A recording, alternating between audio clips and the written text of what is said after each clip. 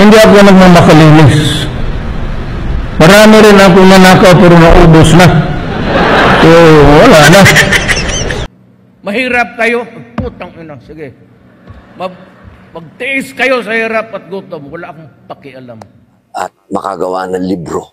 Kasi lagi kong sinasabi sa kanya yun, boss, panahon na para gumawa ka ng libro. Yung ideology natin, maisulat mo. Kasi sa akin kasi si Mayor hindi lang tao. Ideology siya. Ngayon po, babalik na kayo sa Pilipinas pero hindi nyo nadalaw si former President Duterte. Pero kung may pagkakataon po kayong makausap siya, ano po yung gusto nyong sabihin sa kanya? Number one, bayani ka, boss. Yun na, ako, nirehearsal ko na yun eh. Pagka binigyan ako ng pagkakataon, sasaludo ka agad ako kay Mayor. Boss, siya ka ng bayani. Yun ang unang-una kong sasabihin sa kanya, tapos yayakapin ko siya.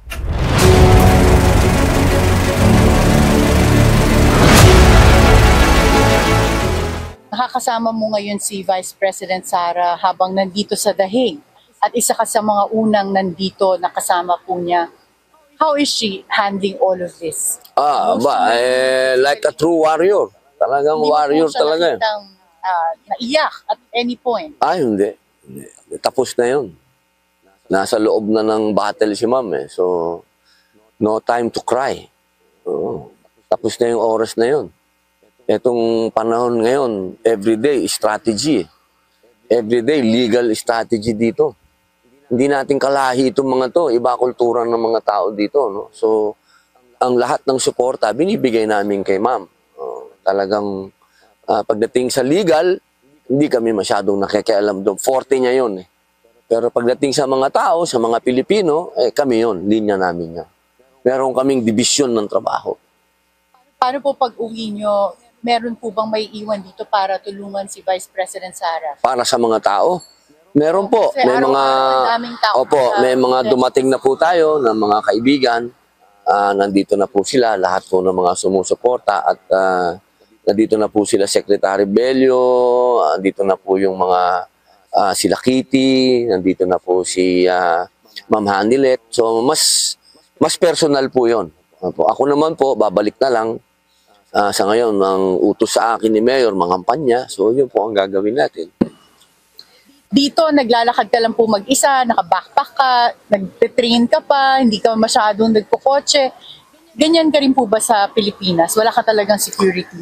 Sa Pilipinas, ako ay meron lang akong kamag-anak ng drive. Yun lang. Ang may bodyguard sa akin, siyempre, yung mga anak ko. Ako, wala naman akong bodyguard. Wala naman akong kaaway. May kaaway ba ako? Alam ko wala akong kaaway. I hope wala. But wala rin pa kami narinig gano'n. Tsaka dito, wala. Tagal ko na dito din sa Europe. Hindi naman ako... Mas masarap maglakad sa Europe. Oo nga, masarap. At masarap po. Sa Pilipinas, hindi ka naman makapaglakad. Dahil, wala na siyempre, papasok kayo sa Senate dahil papawisan kayo.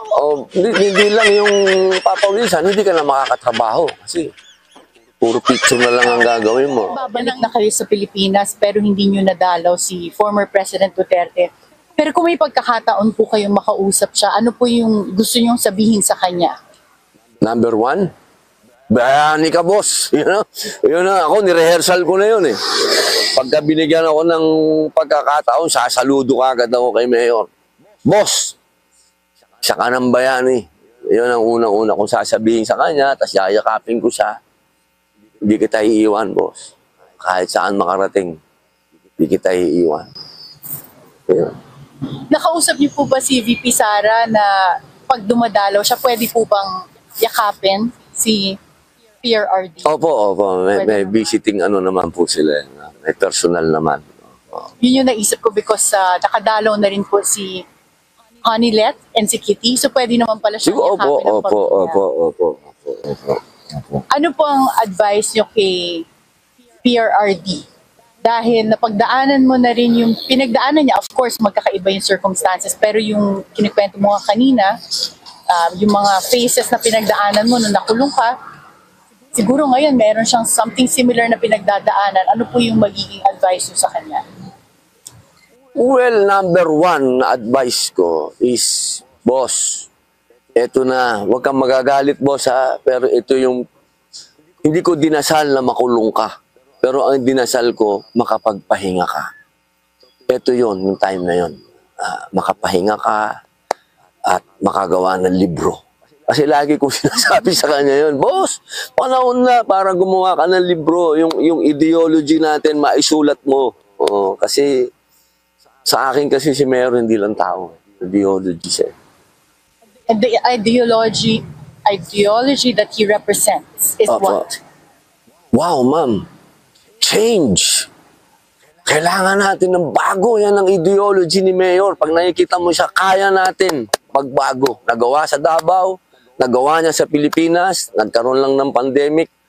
Kaya natin to. Matupad lang yung sinasabi niya. Kaya natin to. Bumoto lang kayo ng tama. Pray kita, ma'am. Lagi, ang panalangin ko po ay nasa inyo dahil kayo po ang nagsisilbing leader namin ngayon. Kayo po ang tumitindig. Kaya lahat po kami ay nasa likod po ninyo. Ako po ay pinauuwi po ninyo, kaya ako po uuwi. Hindi naman po ako uuwi kung alam ko naman ng trabaho ko ay proteksyonan po kayo. Opo, pero kailangan po akong umuwi.